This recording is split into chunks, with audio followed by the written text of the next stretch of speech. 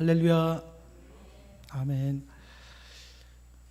히브리서는 예수님이 유죄다라고 얘기하는 제사장들을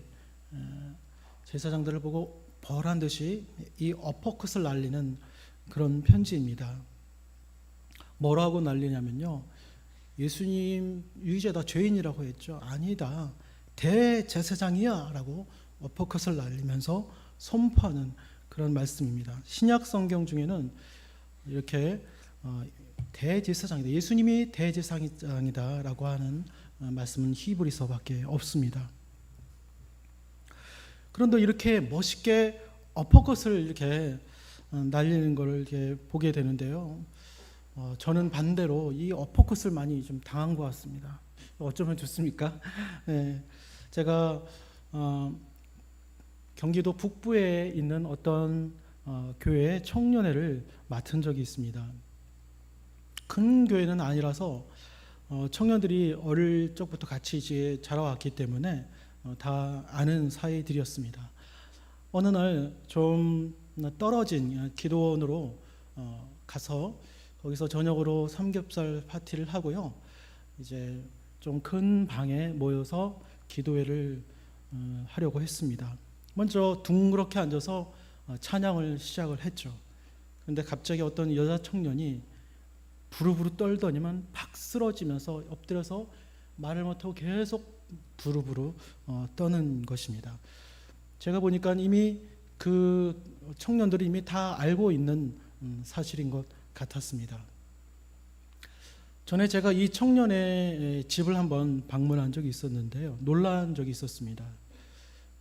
못 들으시고요, 또 말을 못 하시는 부모님이 두 분이 계셨고요, 이 두 분이 두 딸을 키우고 계셨습니다. 그분들은 어떤 재단에 자그마한 땅, 한 전문대 정도 세울 수 있는 그런 땅들을 관리하는 분들이셨는데요, 그 지역이 산골짜기다 보니까 가로수도 없고 그 부지 가운데 창고 같은 집을 지셔서 사셨습니다. 청년들을 태워주다가 얼떨결에 집에 들어가서 부모님을 뵌 적이 있었습니다. 그 댁에 대학생 둘째 딸이 그렇게 바로바로 떨고 쓰러졌던 것입니다. 청년들이 다 모여서 이제 갑자기 순식간에 모이더니만 사단아 물러라면서 이제 기도를, 통성기도를 열심히 해줬습니다. 저는 청년들 뒤에서 보고 있고 기도도 하고 그랬습니다. 30분이 지나갈 무렵이 되니까 약속이나 한 듯이 전부 다 갑자기 조용해지는 겁니다.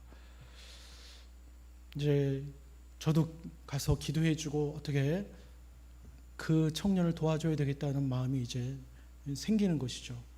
근데 저는요, 장로교에서 목사 안수를 받았습니다. 여성 안수는 허락해주는 좀 너무 보수적이지 않은 그런 장로교였습니다. 하지만 장로교가 원래 다 그렇습니다. 신학교에서 이렇게 마귀 이런 강의가 없습니다. 저도 마찬가지로 한 5분 10분 그런 강의를 들은 걸로 기억이 됩니다. 조직신학 안에 성령론 안에 그 안에 조그만 5분 10분 정도 이렇게 들은 게 다입니다. 제가 그 정도 듣고 마귀에 대해서 이렇게 신학적으로 정립할 그거 없어요. 장로교는 원래 그렇게 잘 안 가르칩니다. 그랬다고 하더라도 제가 조금 배웠다고 장로교회는 이렇게 얘기합니다. 마귀는 그냥 그림자다, 아무것도 아니다. 이걸 5분 동안 얘기하려고, 이거 근거를 얘기하려고 하는 거죠. 그래서 저는 믿는 사람들에는 마귀 안 들어간다, 귀신이 안 들어간다. 저는 개인적으로도 그렇게 정립할 것도 없지만 그 강의를 듣고 서인지 모르겠습니다. 이렇게 갖고 있었습니다. 제가 봤을 때는 개인적으로 구원받은 청년이 맞는 것 같습니다. 어릴 때부터 예수님을 믿었던 그 봉사를 하고 또 하나님을 찬양하며 기쁘게 찬양하는 모습을 봤거든요. 그런 모습들을 볼 때 이 자매는 하나님의 구원받은 백성이다 확신을 했어요. 그래서 짧은 순간에 이 자매는 구원받았다, 이 부분을 생각하고요. 제가 당당하게 가서 물었습니다. 어떻게 물었냐면, 예수님이 너 구원하신 건 믿지? 이렇게 물었습니다. 그러니까 네, 이게 아니죠. 네 떨면서 대답을 했습니다. 그럼 두려워하지 마. 사단이 널 어떻게 할 수가 없어. 확신을 가져. 뭐 성경 한 구절을 좀 더 얘기했던 것 같습니다. 감사하게도 말을 마치니까 떠는 게 이렇게 멈추고 눈을 뜨고 일어났습니다. 저는 이제 노임 받고 그 상황이 끝났으니까 좋았죠. 근데 이게 끝이 아니죠, 여러분. 제가 속은 것이 있습니다.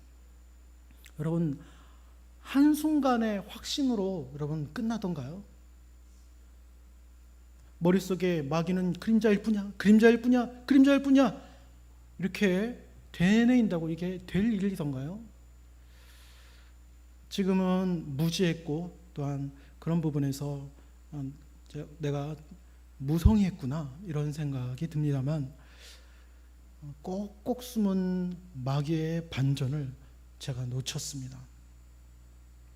저희의 인생에는 항상 반전이 숨어 있었습니다. 그렇지 않았습니까? 이렇게 숨은 반전들을 보면요,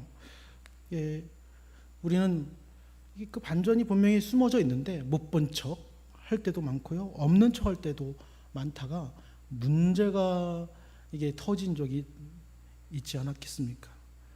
가만히 보면 이게 숨은 것들이 힘이 장난이 아니에요. 그래서 제가 반사적으로 우리들이 좀 이제 없는 척하는 경우들이 많이 있는 거죠. 그게 만약에 마귀라면 여러분, 이 마귀가 일으킨 반전은 어떻게 되겠습니까? 그것 때문에 지고요, 내가 포기하게 되고요, 내 의지를 잃어버리게 되는 것이죠. 우리는 어디를 가서 하소연할 데가 없고 하나님밖에 없으니까 이렇게 하나님 앞에 나오게 됩니다. 항상 보면요, 우리는 영적으로도 상당히 뒷북을 치는 사람인 것 같습니다. 이제는 잘 대처하고요, 제대로 반격하시는 저와 이 자리에 계신 모두들 되시기를 바랍니다. 어거스틴은요, 악은 선에 기생한다 이렇게 얘기했습니다. 악은 사람에 따라서 적당하게 속이고, 그 사람에 따라서 배반하게 하고, 그 사람에 따라서 반역하게 합니다. 사람을 단계별로 나눠서요, 안 믿는 사람은 안 믿는 사람에 맞게, 또 영적인 사람은 영적 그리스도인에게 맞게, 육적인 그리스도인은 그 사람에게 맞게 속이게 하고 배반하게 하고 반역하게 하는 것이죠. 그런 점에서 어떻게 보면요, 우리는 영적인 전적을 잘 모르는 것 같습니다. 고대 가나안에 많은 신들이 있었는데 그 중에 사람들이 가장 친숙하게 생각한 신이 있었는데요, 바알입니다. 왜 그러냐면 부인이 아내에게 바알이라고 불렀고요, 또 마을의 지도자를 똑같이 바알이라고 불렀기 때문입니다. 그렇게 바알이 페인트처럼 잘 사람들의 마음에 스며 들어갔던 것이죠. 이스라엘 백성은 어땠겠어요? 그들도 마찬가지 바알이 친숙했습니다. 왜냐하면 이스라엘의 세겜 땅에 있는데 거기에 성소가 있습니다. 그 성소에 여호와 하나님을 부를 때 바알 베리드라고 이렇게 불렀습니다. 이 이름이 이스라엘 백성에게도 친숙하고 쉽게 스며드는 환경이었던 것이죠. 이런 것 때문에 엘리야와 엘리사가 이런 상황을 역전시키려고 했는데 그렇게 반전시키기에는 힘들었습니다. 왜냐하면 이스라엘 백성들은 바알 숭배에서 점점 거기서 주는 것들, 혜택들을 받았기 때문에, 왜냐하면 사람들은 하늘 신보다도 땅의 신을 더 선호합니다. 땅에 풍부하게 한다, 부자가 된다, 먹을 것을 준다, 이러한 땅의 신들을 더 인기 있어 하는 것이죠. 그래서 너무 깊은 싱크홀에 빠져서 나올 수 없는 그런 상황이 되었습니다. 영적 전투에서 밀리다 못해 어디든 작은 전쟁들, 그런 소규모 전쟁도 일어나지 않은 상태가 된 것입니다. 그렇게 되면 어떻게 됩니까? 그 후에는 선지자들이, 아모스와 호세아 같은 선지자들이 심판, 사형 집행을 선포하는 그런 선포들만 하게 되었습니다. 그렇습니다. 우리 자신도 모르게 우리는요, 세상과 하나님이라는 그 두 주인을 마음에 둘 때가 많습니다. 정말로 싸움이 치열한 것이 바로 우리 마음인 것 같습니다. 전쟁은 가장자리가 가장 치열한 전투가 일어나잖아요. 이 가장자리에서 지면 기세가 꺾여버립니다. 한순간에 점령당해 버리죠. 그리고 가장 큰 문제는 전투할 마음이 꺾어버린다는 것이죠. 저는 군대에 있을 때 병장 때 몇 달 동안 GOP 기독교 대대군종을 했었습니다. 양구 쪽인데요. 이 위치도 우리나라에서 최북단이죠. 근데 영적으로 거기가 아주 좀 가장자리라고 할 수 있는데, 왜냐하면 제 임무가 뭐냐면 소초가 있는데 대대 15개 이상의 소초가 있죠. 소대를 GOP에서는 소초라고 부릅니다. 거기를 돌아다니면서, 매일 돌아다니면서 예배 시간이 없어요. 그걸 예배 시간을 좀 달라, 5분이라도 10분이라도 시간 있으면 30분으로 달라, 이거 구걸을 해서 그 시간을 받아서 그 장병들과 같이 예배를 드려야 했었습니다. 그런데 어떻게 했을까요? 이 영적 전투가 심한 그곳에서 정말로 성령에 순복하고 또 이 말과 행동이 좀 일치하면서 노력하면서 그 전투를 제가 잘 감당했었어야 하는데 힘들어서 타협하고 말이죠. 만약에 그 방문한 소초에 이게 시간이 없다, 거기서 상황병이 그러면 네 알겠습니다 하고 무덤덤하게 그냥 내 개인 시간을 거기서 보내고 아무 영적인 것들을 할 생각조차 하지 않았습니다. 기세조차 꺾일 게 없었고요. 꺾일 것조차 거기서 없었습니다. 정한 마음으로 믿음으로 살겠다는 그런 확신의 마음을 되뇌이고 고백을 했고 그랬습니다마는, 정말로 영적 전쟁에 무지하고 또한 그런 아무것도 제대로 몰라서 그 시간을 보냈던 그런 기억이 납니다. 결국엔 그것이 쌓이다 보면 이스라엘 백성들과 같은 그런 모습이 되지 않겠습니까? 사단의 가장 큰 무기가 무엇입니까? 사망의 권세입니다. 그런데 바로 사망의 권세를 휘두르는 게 아니고요. 그리스도인, 영적인 그리스도인 같은 경우는 그렇게 하나씩 자기의 포지션들을 점령해 나가는 그런 모습으로 권세를 휘두르는 것 같습니다. 우리 예수님 한번 보시기 바랍니다. 거만한 사단이 예수님이 이 땅에 오실 때 깜짝 놀랐을 것입니다. 하지만 자기는 뭐가 있습니까? 사망의 권세를 가지고 있기 때문에 아주 자신만만했을 것입니다. 그런데 어느 날 하나님이 격동을 합니다. 하나님이 예수님을 보고 이는 내 사랑하는 아들이요 내 기뻐하는 자라라고 말씀하시는 것입니다. 그것도 세례 받을 때 이렇게 얘기를 했습니다. 그래서 사단은 이제는 예수가 가만히 있지 않겠구나, 이렇게 직감을 했을 것입니다. 이미 자신을 멸하러 이 땅에 온 것을 알고 있었는데 갑자기 하나님이 예수님의 정체를 지금 드러내고 있으니까 놀란 것이죠. 이때부터 사단이 예수님을 본격적으로 반격하기 시작합니다.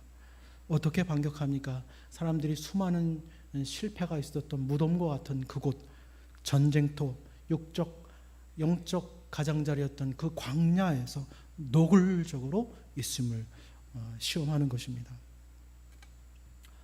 우리 사랑의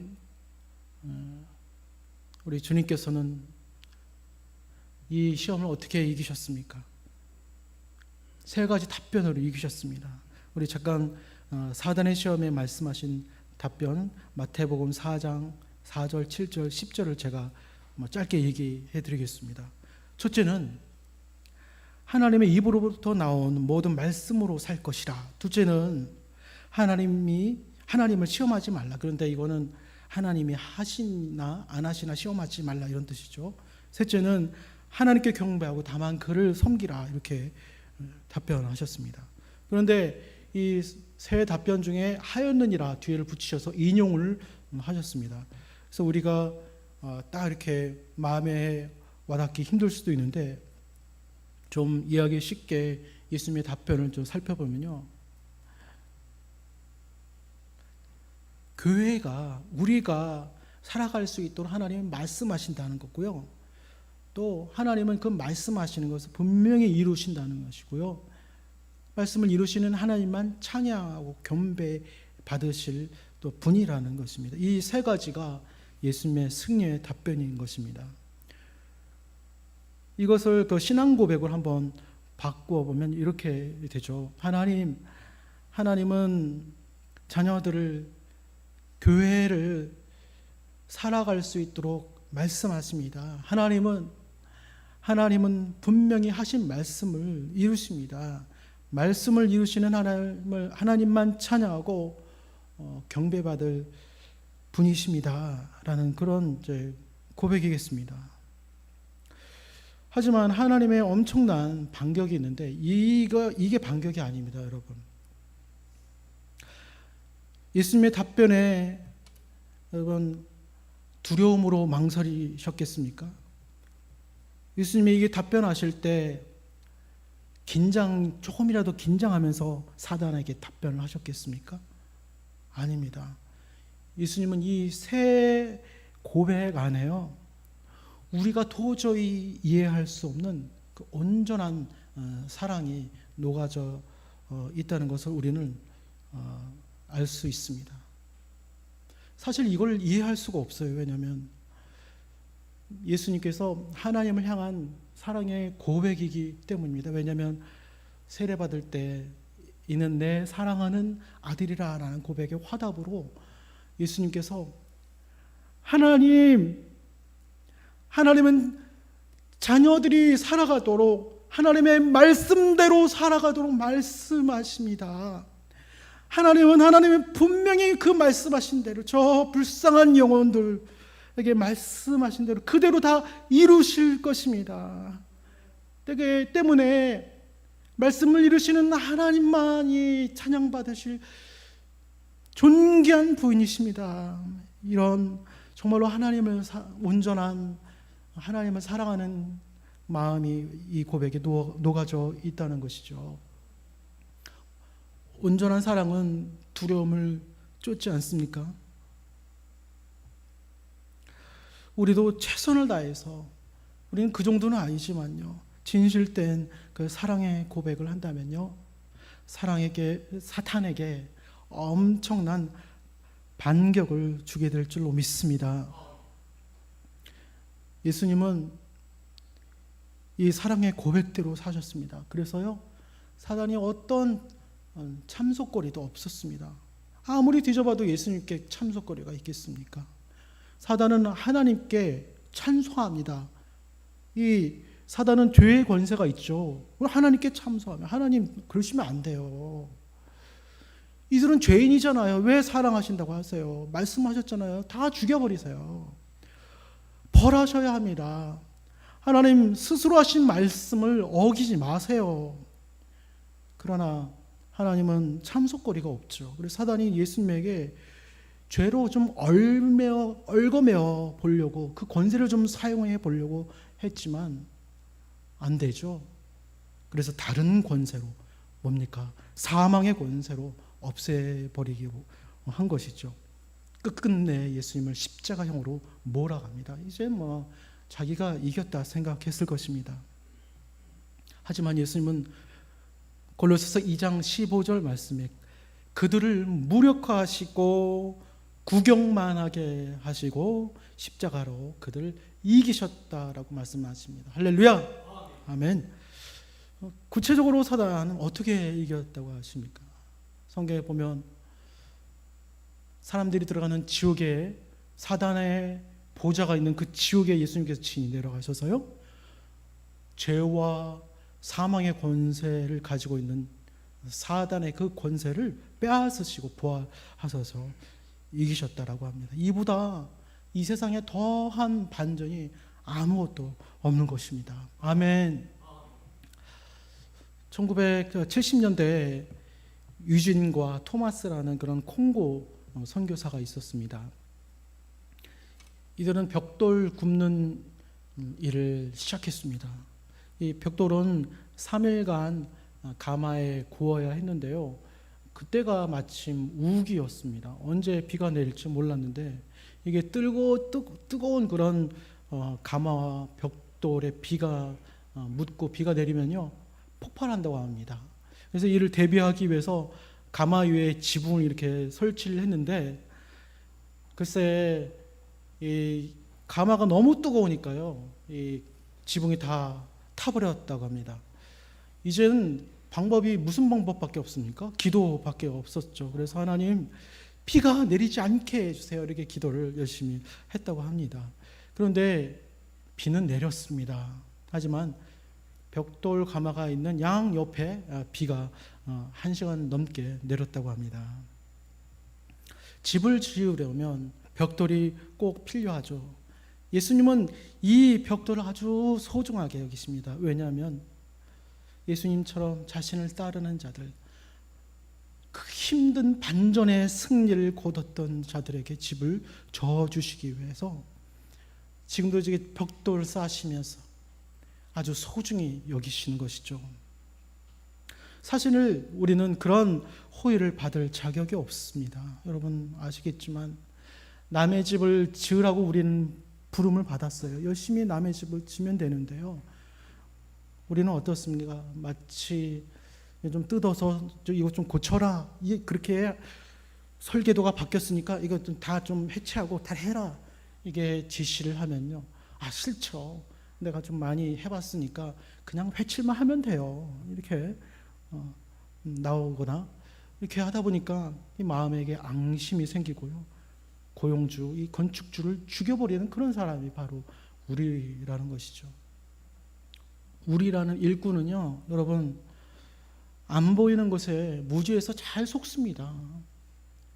그래서 하나님 이름에 먹칠할 때가 많고요, 자기를 어떻게 사단이 공격하는지도 우리는 모르고요, 무지하고요, 하나님을 뜨겁게 사랑하지도 않고요. 이 정도면 내가 죽였다고 이렇게 반문할 정도의 수준인 것입니다. 우리가 사는 이 세상의 건물도 건축자가 한 말대로 다 이루어지지 않습니까? 계획한 대로 다 일꾼들이 짓습니다. 스가랴 4장 6절을 보시면 성전 건축은 힘으로 되지 아니하고 능으로 되지 아니하고 나의 신으로 되느니라 라는 그 말씀이 있습니다. 성전은 성령께서 짓는 것이죠. 남의 심령에 성전을 건축하는 그런 일도요, 성령께서 지시하시기 때문에 할 수 있는 것입니다. 우리는 오직 성령께 귀를 기울여야 할 필요가 있는 것입니다. 단지 하나님의 도구로 우리가 사용되어야 하는 것이죠. 앞으로 성령 안에서 서로를 위해서 많은 기도를 하게 되실 줄로 믿습니다. 또 우리 교회는 정말로 이제 기도의 축제, 기도의 장이 넘치게 될 줄로 믿습니다. 다양한 형태의 기도로 하나님을 기쁘시게 하고 하나님께서 그 기도를 들으시는 놀라운 역사들이 있을 줄로 믿습니다. 지금 잘하고 계십니다만 평소에 주 안에 우리가 거하지도 않고요, 전신갑주를 입지도 않고요, 다른 사람들을 위해서 서로 이렇게 기도하지도 않는다면 여러분 패배하게 돼요. 언약이 있어도 지금 당장은 패배하게 됩니다. 이런 부분들 우리는 성경에 많이 있는 것을 보게 돼요. 열왕기하 3장에도 그런 내용이 적혀 있습니다. 열왕기하 3장을 보면요, 이스라엘과 유다와 에돔이 모압을 공격을 합니다. 모압은 수도 뺏겼고요, 또 제일 약해 보이는 에돔을 공격했어요, 모압이. 근데 그것도 실패했습니다. 이 정도면 모압이 패했다고 해야 되지 않을까요? 하지만 모든 방법이 막힌 모압 왕 메사는 어떻게 합니까? 엄청난 계획을 실천하게 됩니다. 어떤 계획이냐면 27절에 자기의 장자, 차기 왕이죠, 장자를 번제로 들어버립니다. 성 위에서. 자 봐라, 내가 번제로 드린다. 왜냐? 자기가 믿는, 자기 나라가 섬기는 그모스 신의 화를 좀 풀기 위해서인 거죠. 그렇게 번제로 드리면, 배수의 진을 치면 그모스 신이 우리에게 힘이 되어줄 것이다라는 믿음이었던 것이죠. 이 성 위에서 모압의 아들이 타고 있는 것을 세 왕과 군사와 모압의 군사들이 봤습니다. 그때 여러분 성경에 보면 갑자기 하나님이 이스라엘 백성에게 진노하는 그런 내용이 나옵니다. 그 진노의 내용도 없습니다. 왜 진노하는지도 모릅니다. 알 수 없습니다. 이 일로 어떤 일이 일어납니까? 모든 연합군들은요 다 자기 고향으로 갑니다. 모양은 그모스 신이 이긴 듯한 모양으로 이 전쟁이 끝났습니다. 모압을 이끌 차기 왕이 없어진 걸 본 이게 모압 군사들은 어차피 우리는 끝났다, 죽는 것과 마찬가지다, 매섭게 공격했을 것입니다. 이 부분에 있어서 많은 학자들이 추측하는데 아마도 이스라엘이 그 모습을 보고 두려워하지 않았을까, 공포심을 가졌지 않았을까, 그렇게 얘기합니다. 이 전쟁은요 엘리사도 같이 참전했습니다. 모압의 땅에 물이 없으니까 물을 4개까지 한 엘리사가 그 전쟁에 참전했는데, 그리고 또 유다 왕에게 모압도 하나님께서 당신 손에 붙일 것이다 라고 얘기했는데도 불구하고 그들은 학자의 말이 맞다면요 두려움 때문에 유다 왕조차도 승리의 약속의 믿음이 밑바닥이 돼 버린 것이죠. 여러분 전쟁에서는 두려움부터 먼저 통제해야 할 것 같아요. 그 통제 그렇게 하려면 어떻게 해야 됩니까? 지휘관의 지시와 말에 순복하는 게 최선인 것이죠. 순복하지 않으면요 엘리사가 옆에 있어도 두려워지게 되고요 패하는 것이겠죠. 성령의 말씀에 순복해야 우리가 가는 믿음의 선한 싸움에서 승리할 수 있을 줄로 믿습니다. 그래야 남의 집을 짓는데 우리가 쓰임을 받게 되는 것이죠. 미국의 유명한 신학자 중에 키너라는 신학자가 있는데 기적에 대해서 책을, 두꺼운 이만한 책을 쓴 내용이 있습니다. 그 중에 한 내용을 말씀드리겠습니다. 2003년 8월에 이 키너 교수의 부인의 지인인 랜디 교수라는 사람이 있는데요, 이 랜디 교수가 선교팀을 만들었어요. 그래서 멕시코로 이제 그 선교팀하고 같이 다 갔습니다. 이 팀에는 예전에 알코올 중독이었던 그런 샘이라는 사람도 같이 있었습니다. 이분은 기적을 한 번도 경험해 보지 못한 사람이었는데 이렇게 비행기 타고 멕시코로 선교팀의 일원으로 가게 되니까 약간 좀 걱정됐습니다. 그래서 지금 이 비행기 안에 2통이 있는데 이 2통 정도의 통증을 가지고 있는 그런 사람을 좀 만났으면 좋겠다, 이렇게 속으로 생각하고 있었습니다. 이제 선교지에 도착했습니다. 이 쌤이 기도해 드릴 사람이 배정이 됐습니다.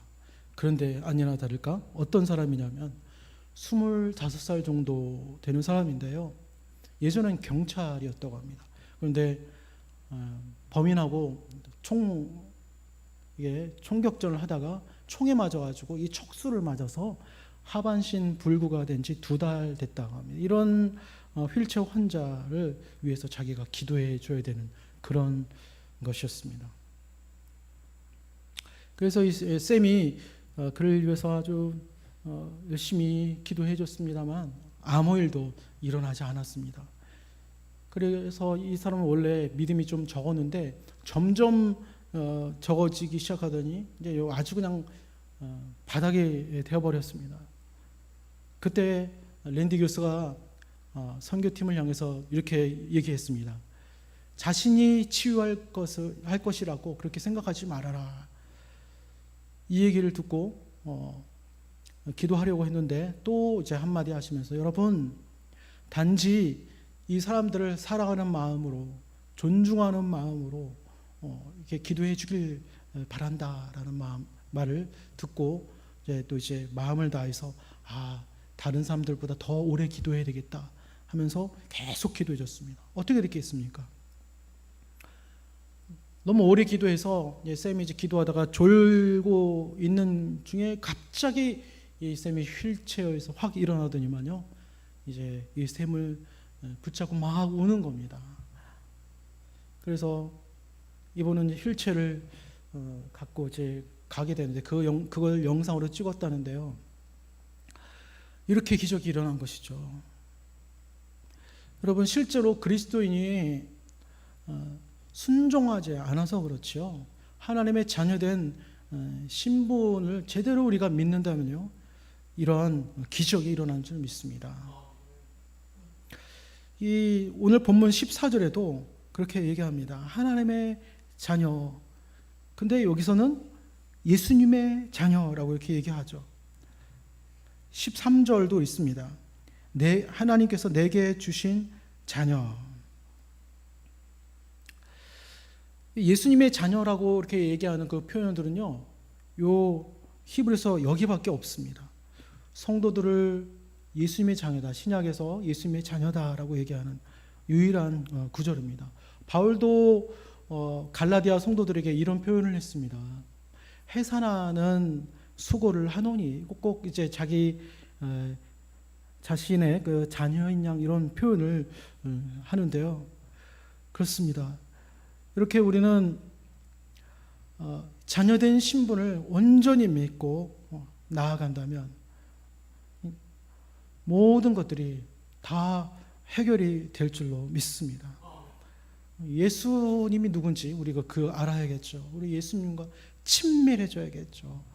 그러한 아까 예수님의 신앙 고백처럼요, 예수님과 정말로 예수님의 사랑 가운데 들어가게 되면 놀라운 일들이 우리에게 일어나는 줄 믿습니다.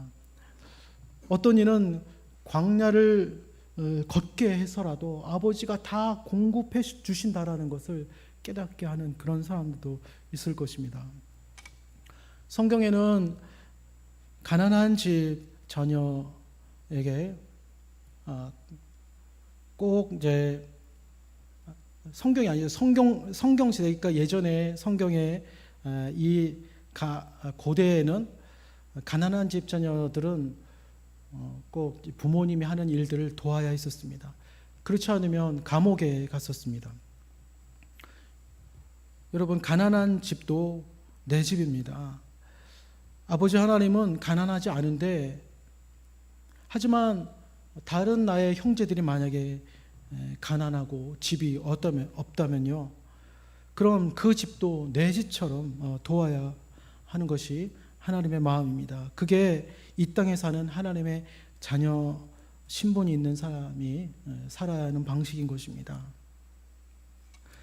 약한 사람에게는 힘을 주고 또 치료해 줘야 하고요, 안 보이는 사람에게는 보이게 해줘야 하고요, 길을 잃은 사람에게는 길을 찾게 해줘야 하고요, 그들의 삶 가운데로 들어가셔서 예수님처럼 반전으로 가득한 그런 삶을 살 수 있도록 도와줘야 하는 것입니다. 우리가 특별히 이제 우리 도우리교회에 귀한 하나님의 언약을 주셔서 우리는 훈련받고 있고 그만한 그릇이 되어지게 되고 되어지게 되고 그렇습니다. 여러분, 교회 부흥은 모두에게 좋습니다. 하지만 부흥은요, 영적인 전투의 가장자리가 넓어지는다는 뜻이잖아요. 아까 모압 왕처럼요, 매섭게 공격할 수 있는 여지가 더 많아진다는 것이죠. 하지만 주님, 우리 보셨죠? 주님은 아주 두려움 없이 온전한 사랑으로 사단을 대하는 것을 보셨습니다. 앞으로 어떤 공격이 올지라도 우리 도우리교회 성도님들은요, 사랑의 돌판 위에 있는 그 말씀, 사랑의 돌판 위에 있는 또한 도우리교회 언약들을 있음을 굳건하게 붙들고 모든 일들을 잘 해결해 나가게 될 줄로 믿습니다. 정말로 우리가 부하고 언약이 있다, 하나님의 약속이 있다, 이 부분에 대해서 뭔가 보장되어 있다는 부분들이요, 아주 위험할 수가 있습니다. 야곱은 그런데 현혹되지 않았습니다. 왜냐하면 야곱은 광야에 있었지 않습니까? 광야에서 철저하게 훈련을 받았습니다. 에서가 죽이려고 쫓아오는데요, 야곱은 두려움을 갖지 않고 하나님과 씨름했습니다. 그 씨름한 그 자리에서 야곱이 어떻게 됐습니까? 축복을 받습니다. 이름이 바뀌었고요, 하나님이 축복을 주시겠다라, 내 씨가 모래알처럼 많아지겠다라는 그런 보장된 언약을 받았는데도 불구하고 계속 붙들면서 이렇게 하나님을 놔주지 않는 이 훈련된 모습, 이 광야에서 연단된 모습이 바로 우리의 모습이어야 한다는 것입니다. 형에게 줄 그 선물이 많았음에도 불구하고 또 자기 것도 많았어요. 또 지혜도 충만했어요. 이런 야곱이 하나님을 그렇게 붙든 이유가 무엇입니까? 아마도 증거를 달라고 악착같이 붙들지 않았겠습니까? 여러분, 그 보장이 된다는 것이, 그것을 우리는 하나님이 이루십니다. 하나님이 이루시지만, 그러나 그때그때의 증거, 하나님 붙들고 악착같이 그 증거들, 하나님 내가 지금 가는 것이 맞습니까? 하나님 또한 하나님께서 성령의 능력을 함께 하십니까? 이런 부분들이 붙잡으려고 악착같이 하나님께 나아가야 하는 것입니다. 이 정도는 돼야지 여러분, 강력한 그런 반전의 도구로 쓰임 받는 줄로 믿습니다. 우리 도우리게 보십시오. 우리 고한영 목사님을 보십시오. 악착같이 붙잡는 모습은 제가 와서 너무 놀랐는데요. 정말로 하나님을 붙잡고 하나님만 바라보며 나아가는 그런 모습이 바로 이 야곱과 같은 모습이고 우리가 가져야 할 그런 모습인 것입니다. 우리는 그 증거들을 확실히 보고 있지 않습니까? 그래서 도우리 교회에게 주신 그런 하나님의 역사와 부흥, 그리고 또 언약의 증거들을 앞으로도 우리도 함께 악착같이 붙들고요, 예수님처럼 반전시키시는 저와 성도 여러분이 되시기를 예수님의 이름으로 축원합니다. 기도하시겠습니다.